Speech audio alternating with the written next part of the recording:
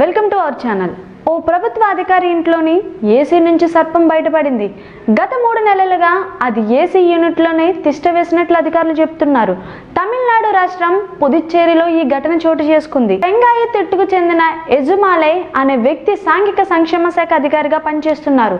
బుధవారం జూన్ 12 ఆయన తన ఇంట్లోని పడక గదిలో ఏసీ స్విచ్ ఆన్ చేయగా అందులో నుంచి ఒక రకమైన శబ్దం రావడం గమనించారు. తరచూ అలాంటి శబ్దం వస్తుండడంతో సర్వీస్ చేసే వాళ్లకు ఫోన్ చేసి మెకానిక్ని రప్పించారు. మెకానిక్ వచ్చి ఏసీ డోర్ విప్పి చూడగా అందులో 2 చోట్ల పాము కుపుసాలు కనిపించాయి. టార్చ్ లైట్ తీసుకొని జాగ్రత్తగా పరిశీలించగా అందులో ఓ పాము ఉన్నట్టు గుర్తించి బెంబేలెత్తిపోయారు మెకానిక్.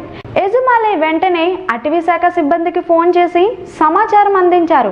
అటవీ శాఖ సిబ్బంది 2 గంటల పాటు శ్రమించి ఏసీ నుంచి పామును బయటకు తీశారు. అది 2 అడుగుల పొడవు ఉంది. దాన్ని ర్యాట్ స్నేక్ అధికారులు గుర్తించారు. విషరహిత సర్పం అని తెలిపారు. ఆ తర్వాత దాన్ని అడవిలో వదిలేశారు. ఏసీ యంత్రం అమర్చినప్పుడు బయట పైపును సరిగ్గా మూయకపోవడంతో పాము లోపలికి వచ్చి అందులో చిక్కుకుపోయినట్లు అనుమానిస్తున్నారు. చూస్తూనే ఉండండి మరిన్ని ఇంట్రెస్టింగ్ అప్డేట్స్ కోసం.